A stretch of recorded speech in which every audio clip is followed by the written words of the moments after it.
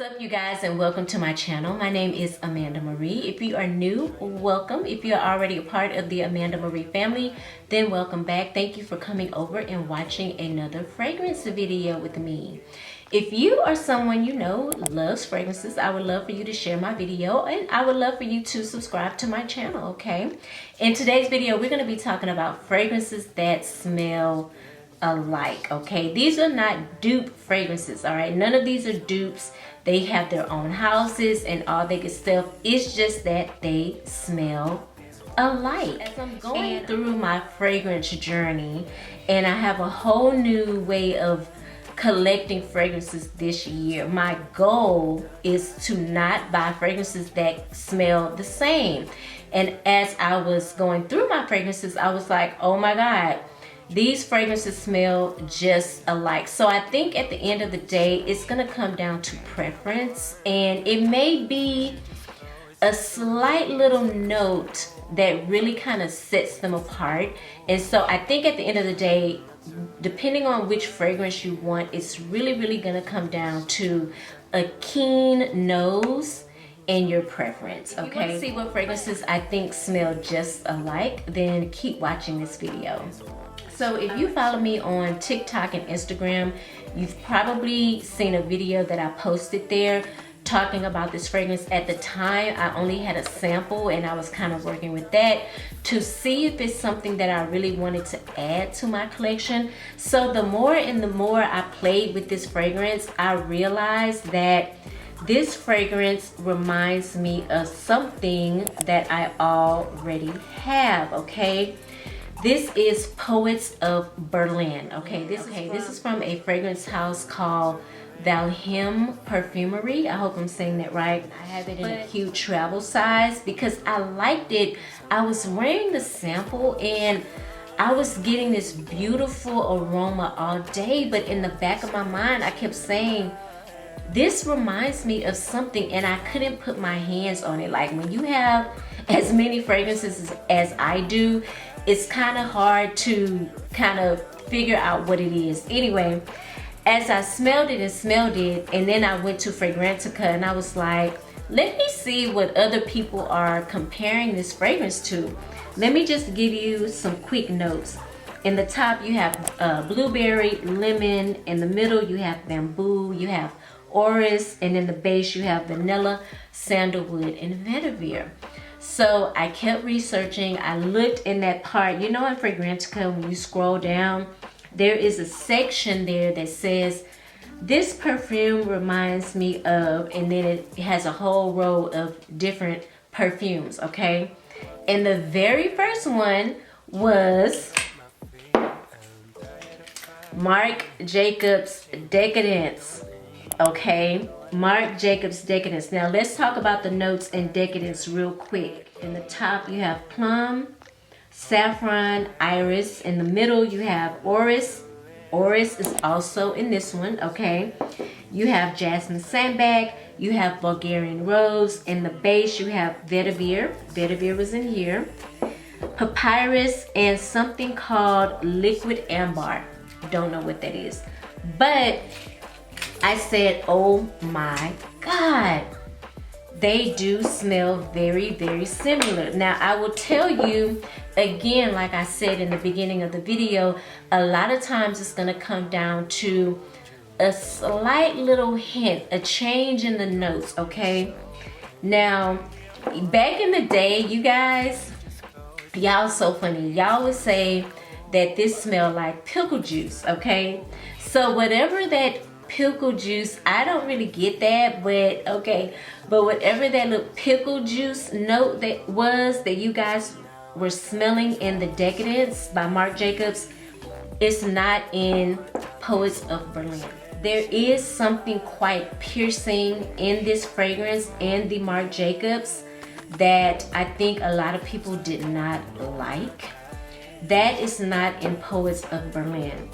But when I tell you these fragrances smell very similar, I'm gonna say about, I'm gonna give it a high number. I think these fragrances smell about 90% the same. That's just my opinion.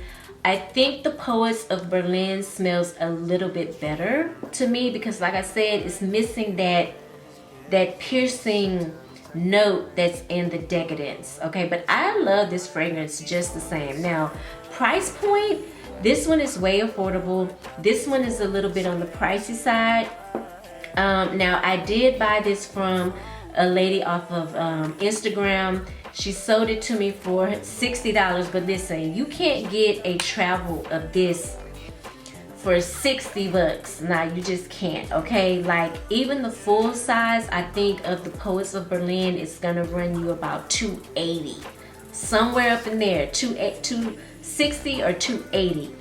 It's expensive, okay? It's on the expensive side, but the Decadence, you guys, you probably can look up and find this in TJ Maxx, Marshalls, places like that.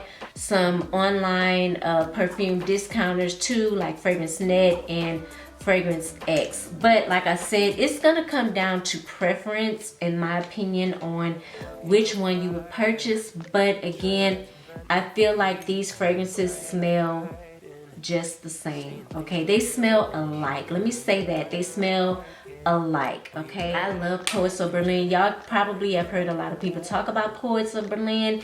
It was very, very popular, probably around, either around the holidays or right before the holidays.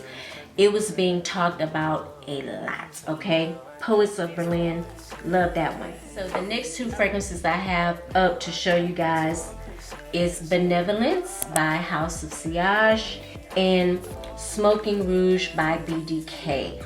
And look at the juice on these fragrances, y'all.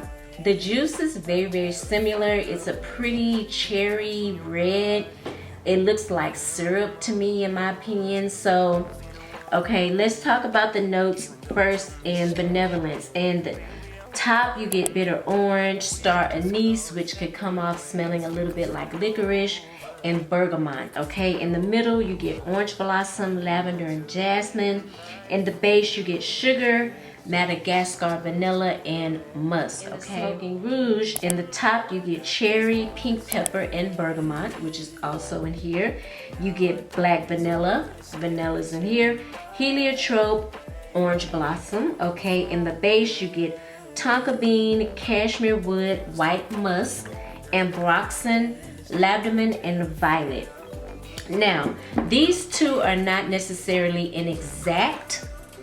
They smell alike though, very, very much alike. And I think you guys, if you watched any of my previous videos, you probably would have heard me mention that already. In the dry down, they kind of smell a little bit alike.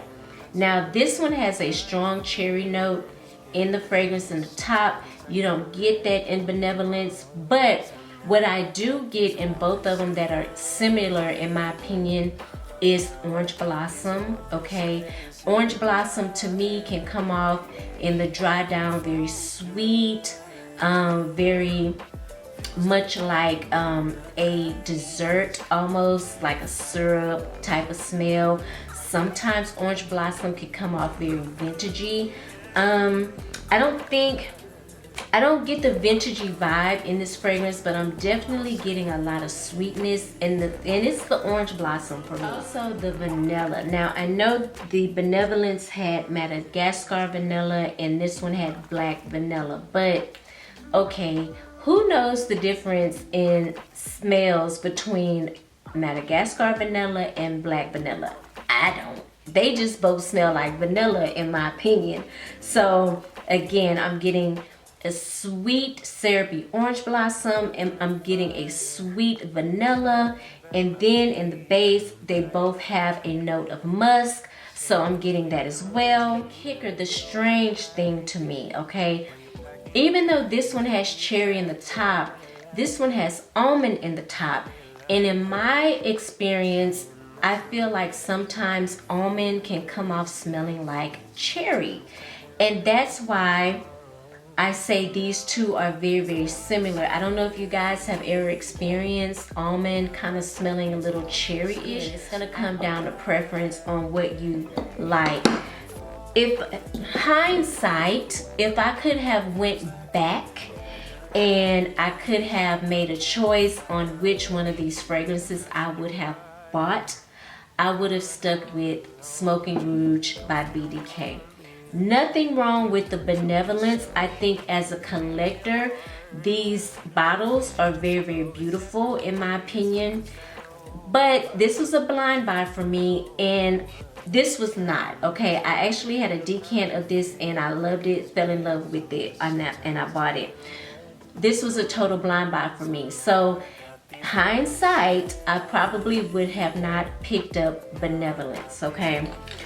Now that I have both of them, I guess when I run out of one, I'll have the other as a backup, and I probably won't buy either one of them again. I think they're great fragrances, but I don't know if they're necessarily repurchase worthy in my opinion. I'm just putting it out there, but I got enough to last me forever, child. So I don't have to worry about repurchasing either one of these fragrances for a very, very long time.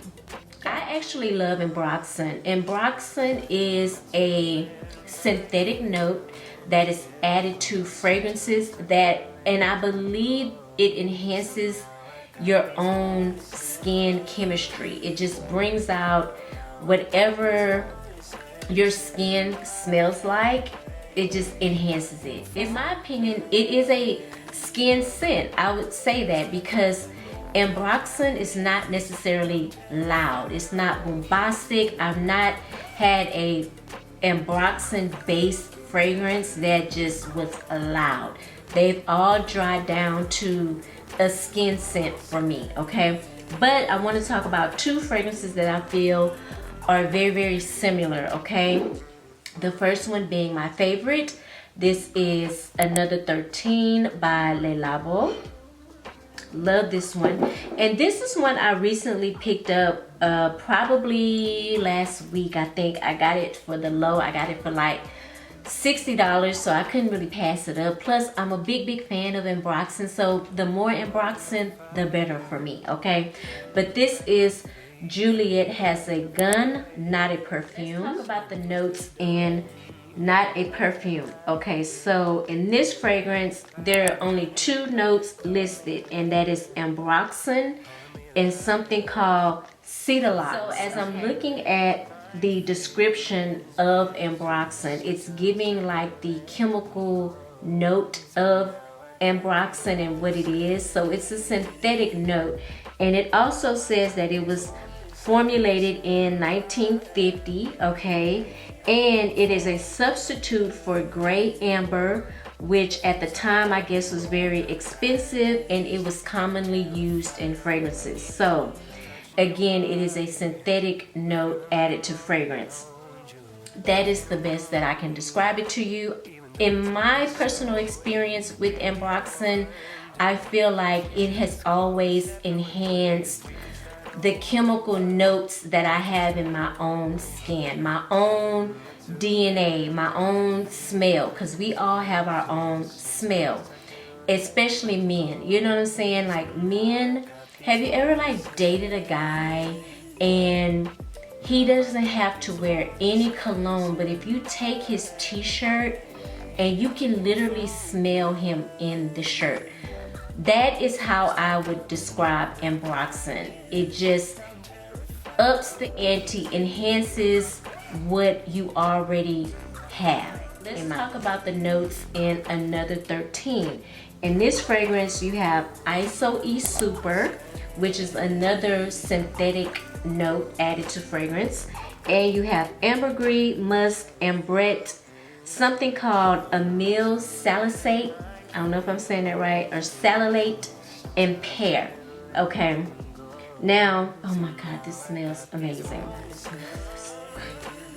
Now, in my opinion, at first sniff, they smell the same. You smell that broxan, okay? But in Another 13, you get a note of pear, you get ambrette, and you get ISO-E Super, which is like a double dose of broxan, in my opinion, okay?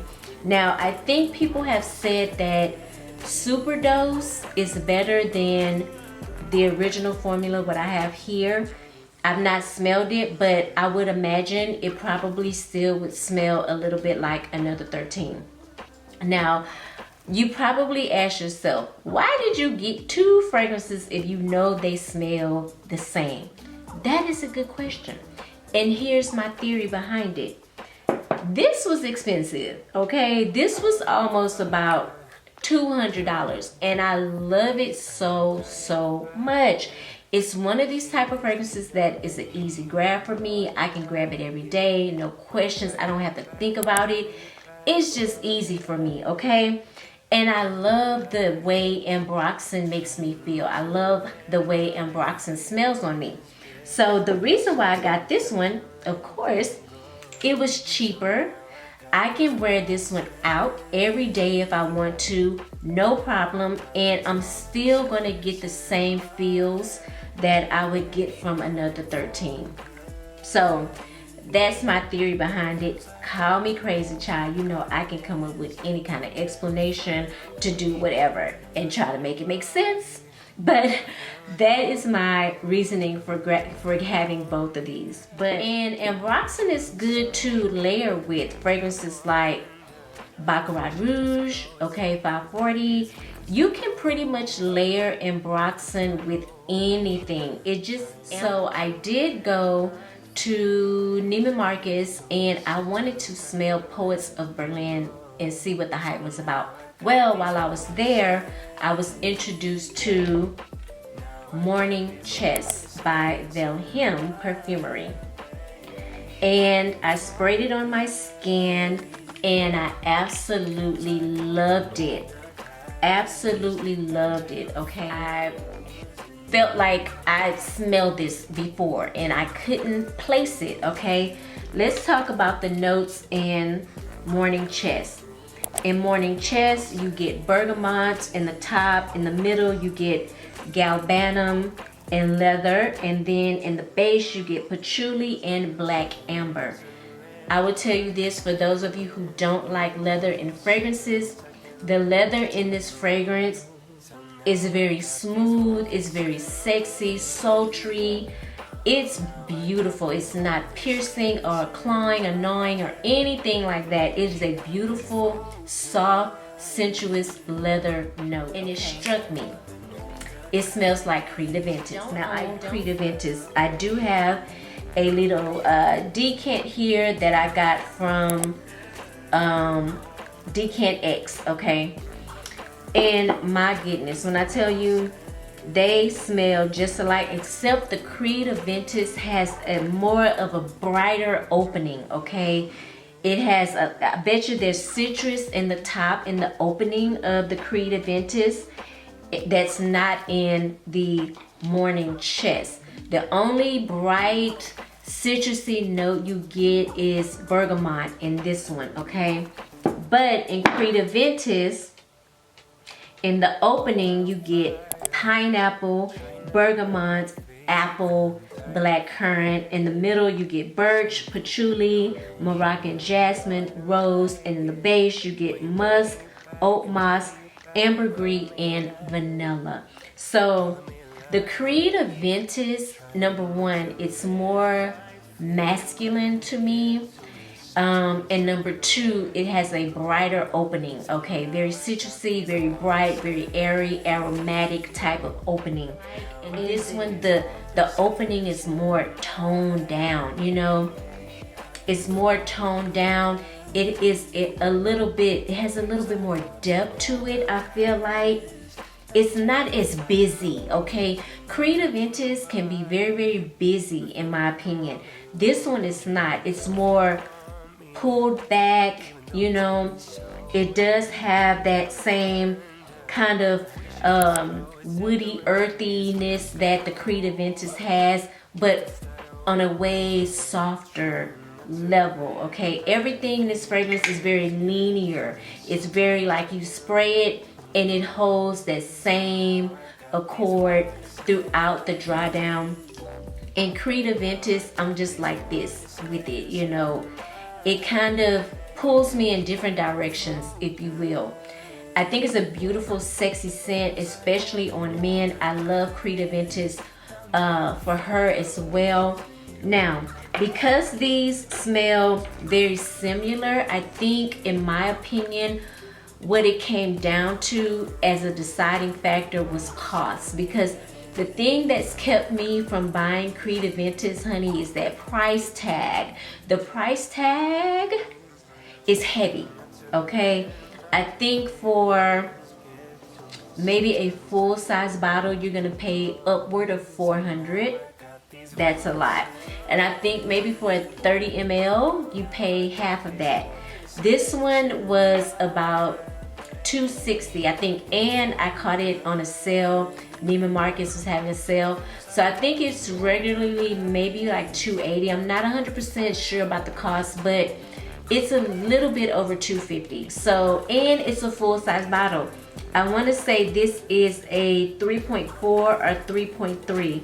I cannot tell by looking at the bottle, but it's the biggest bottle that they have, okay? And I love this. It gives me all the feels of Creed Aventus, more affordable. It's a long-lasting. It's sexy as all hell.